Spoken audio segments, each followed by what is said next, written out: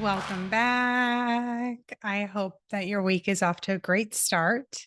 Today, I want to talk about behavior and how you're showing up in the world day to day and how it's actually a reflection of something deeper. All behavior has meaning, and oftentimes that's something that is glossed over, whether for ourselves or for our children or even for strangers. Before I dive into that, I want to share a win from someone inside Brave Academy. She joined in, I think it was late March after finding me on Instagram, watching my free training on ditching anxiety, and then she binged a few podcast episodes. Relatively quickly, after being in the program, she noticed shifts within herself. But here's what happened. Around the same time, she started feeling fearful. And she had a number of thoughts come up around whether or not she made the right decision or not. And the thing is this is not unusual for her because one of the things that we were working on together is improving her self trust, including trusting that she is making the right decisions for herself. So, in the midst of this, in the midst of all this fear, she got really upset and she wanted to quit. Can you relate to that? I know I can. And here's where I'm really proud of her. She stayed in the program. She continued showing up day after day, week after week. And wow, I have got to tell you, the changes that she has made in 4 months is incredible. She works a high pressure job.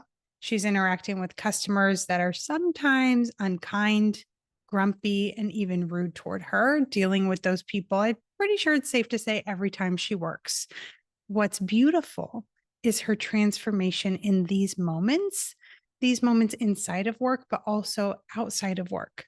Before, what happened with interactions like that is it would result in her feeling anxious, feeling upset, and sometimes even crying. And now her reoccurring experience, she's given me so many different situations. She's like, I feel as calm as can be. It's making such a huge difference for her. And it's really, really rewarding to be able to witness all of the changes in how she's showing up, even within the group and in the examples that she brings up. Feeling calm as can be is something that you want, isn't it? Let's go ahead and talk about behavior or how you're showing up because all behavior has meaning. And when I say the word behavior, I'm pretty sure you know what I'm talking about, but just in case, I'm talking about your actions, your reactions, and your interactions with others. Basically, all that you do consciously and unconsciously. And what do I mean by unconsciously? An example is a facial expression, or sometimes people call it a tell that someone didn't even realize they were making.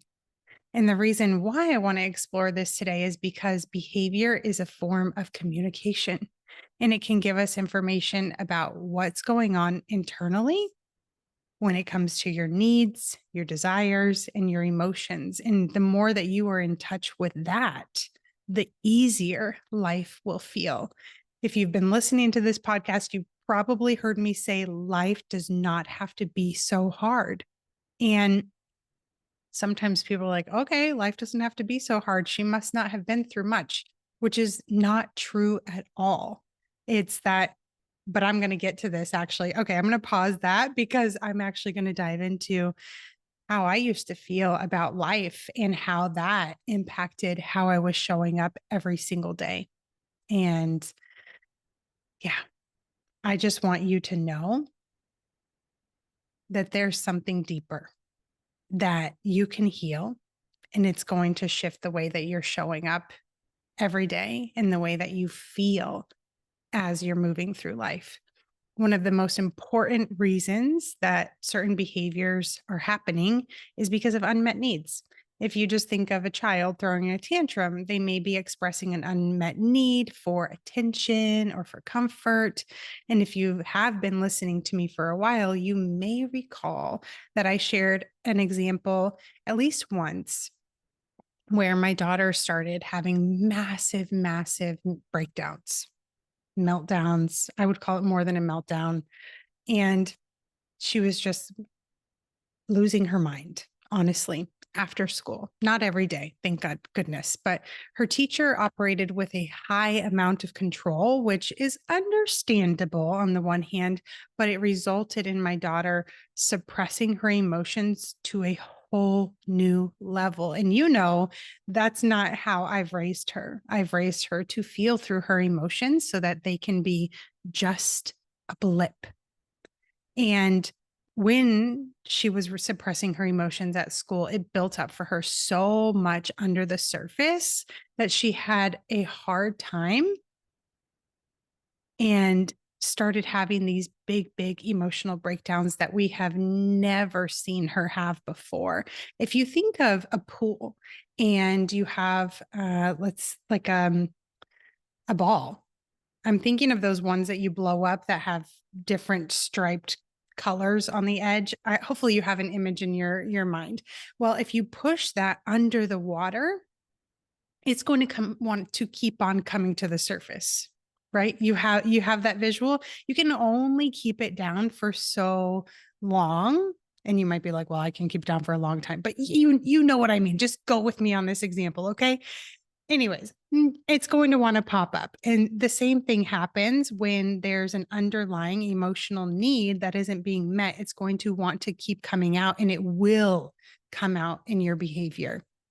Another common reason behind behavior is past experience and past conditioning that can create patterns that we just follow unconsciously. And where I started alluding to this at the beginning of the episode, here's where I was going, just to make that connection for you. There are implicit and explicit messages that we receive over and over and over and over again as children. When I'm referring to implicit, that maybe you never heard someone say, negative emotions are bad. You might not have ever explicitly heard that, but you may have received an implicit message that negative emotions are bad if whenever you showed negative emotions, you were punished or sent to your room or told to get over it or something like that. Now, one explicit message that I heard over and over again was both of these: life sucks and then you die, and life is hard. And I never really consciously thought about these phrases. But a few years ago, after using the 3 pillars from Brave Academy, it occurred to me that this had been running my life for years, many years. Life felt hard. And I started to ask myself, wait a second, what if life doesn't have to feel hard? And I started looking for examples of people who lived in alignment with that, who didn't feel like life was hard, even though they had been through hard things, even though hard things had happened. And the deeper work was to see how I was creating the experience of life being hard because I unconsciously accepted that was truth. I know that this can be a big concept to think through, especially if you're just like on the go listening to a podcast. So I really encourage you to even, rewind and re-listen to that piece. And then think about, what have you unconsciously accepted as reality? What have you unconsciously accepted as reality? Like, yeah, this is just the way that things are. This is just the way that I am. Another common reason behind behavior is insecurities. We all have them, every single one of us. Some people think of these as emotional triggers, but ultimately it comes down to your insecurities popping up and you unconsciously and unintentionally getting defensive as a result. And as it turns out, we don't want to feel bad about ourselves. And I'm referring to we don't want to feel insecure about ourselves. So, the experience for those who have not specifically done work to heal their insecurities is that they will get defensive automatically. Why? Because it gives them temporary relief from feeling bad about themselves. This happens to all humans. And you know what I found? Most people don't even realize that these behaviors are defensiveness. They think this is just their personality and this is just the way that they are. But that's not true. It's because of the insecurities underneath which we can heal and get rid of so that the defensiveness no longer has a need to be there. A couple examples of defensiveness, just to make sure that we're on the same page, are people pleasing, being highly critical, withdrawing into deadly silence, going into all or nothing thinking. These are all signs. And inside Brave Academy, I guide women to heal their insecurities so that they can ditch more than 40, yes, you did hear that right, 40 defensive behaviors just like this. How is this landing with you?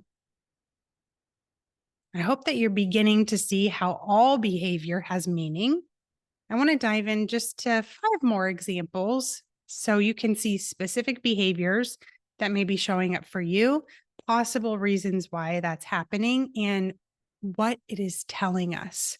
Let's talk about the first one, which is procrastination. I think you know what this is, but just to be clear, this is putting off tasks until the last minute. Possible reasons for procrastination are fear of failure and fear of feeling incompetent. Now, I'm going to just caveat here. I'm not giving all the reasons for procrastination. I'm giving a few just to highlight why it could possibly happening. But what I'll tell you is that most people, when they think of themselves as a procrastinator or they think of procrastination as a behavior, they tend not to go deep with the reasons. They're like, oh, well, I'm even actually trying to think of a reason why somebody would say, I just do better under pressure. There we go. That's what someone might say. However, let's go deeper than that. And some of those possible deeper reasons are fear of failure and fear of feeling incompetent. So, what's it telling us? It often signals that there's that underlying fear or a need for control. And it might dictate that the task feels too daunting and that there's a lack of clear direction or purpose. Okay, let's go to the second one. Number 2 is excessive perfectionism. Behavior is like striving for flawlessness and just being overly critical of yourself. Why might this be happening? Fear of judgment, fear of failure, low self esteem. What's this telling us? It often stems from a desire for acceptance and validation from others, and they're missing giving it to themselves. It might also indicate a fear of vulnerability and usually a need for control. Now, I'm saying need for control. However, there's inner work that can be done where that will no longer be a need. So it's a desire for control, truly. I used to be a control freak, and there are definitely situations where I still like a lot of control, and that makes sense. I'm not saying liking control or wanting control is a bad thing. What I am saying is if across a variety of situations, if you are not able to flex your behavior so that it makes sense based on the situation that you're in, there is probably a fear or insecurity that is driving it. For instance, if I'm flying a plane, you want me to be in control, right? Yeah. If I'm the one flying it. And if I'm doing surgery on you, you want me to be in control. But there are also times where that's not necessary. Maybe I have a team of 4 people and I have that team so that they can get work done. Do I want them to have control over certain projects and full responsibility? That way they feel accomplished. Absolutely. So in that situation, I would want to flex down in control. And as you're listening to me saying this, are you thinking to yourself, I kind of show up the same way everywhere? Is that true? If it is, that's an indication that there's a fear or insecurity because the most effective way to show up behaviorally is to be flexible based on what the situation needs. All right, I'm going to keep on going. Example number three is avoiding social situations. And obviously, the behavior is consistently declining social invitations or isolating oneself.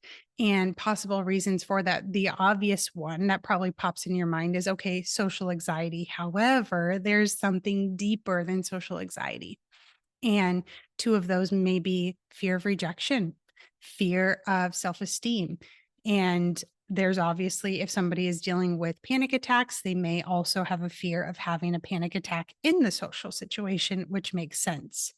What is the behavior telling us? Really, avoiding the social situations indicates that fear of being judged or the fear of feeling not feeling worthy of that connection. And it usually also highlights a need for more inner work and self acceptance as well. Let's keep going to example number four, overeating, which is eating large amounts of food in response to emotions rather than hunger. And what I've seen is that a lot of people do not make the connection to emotions. They don't see it. And then they get in this cycle of restricting and then binging. And reasons for this, obviously, most people would say stress. And if we're viewing things as inherently stressful, there's more inner work to do there.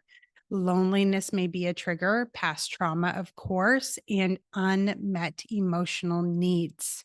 When we do the emotional needs, the binge eating goes away, the overeating goes away. Now, there's obviously some practical things that need to be done too. Like I just said, the restricting can, in many ways, cause the binge eating. There's this other piece too, though. And so, this is telling us that the emotional eating is often the way that the individual is using to cope with the negative emotions or to fill an emotional void. So, that inner work is needed. And then the last example that I want to go over is excessive cleaning or orderliness. This is obsessively cleaning, obsessively organizing spaces. Nothing wrong with having a put together home or workspace, but this is when it like is over the top. Possible reasons are anxiety, but if you've been listening to episodes with me, there are deeper reasons why anxiety is happening. It's not just happening for no reason. And a need for control can be a possible reason. Perfectionism, and a number of fears, fear of chaos, fear of judgment if somebody's coming over. So, what is this telling us? It often reflects that the person is using this as a way to manage anxiety and has a desire for control and wants to reduce how unpredictable something is. Now, nothing about some of these things is inherently bad. It's just that when it's excessive, there's more inner work that can be done so that this doesn't rule your life. I was speaking with somebody recently, and a friend came over and was spending time with her and her family, and she wouldn't stop cleaning. She wouldn't relax, enjoy, and spend time with her friend. And so the whole time that she was there, she obsessively cleaned. And that's an example of where this has gone to the extreme and it is ruling your life rather than you being able to be present in the moment, relax, and experience that joy with friends. So I want you to reflect on everything that I said today. Do you see yourself in any of these? Which of these ring true for you, even if a little bit? Which one are you like, okay, yes, that feels like me? Over the next week or two, keep an eye on your behavior. Get curious about what's going on underneath. Is this something that you notice that you have blind spots around?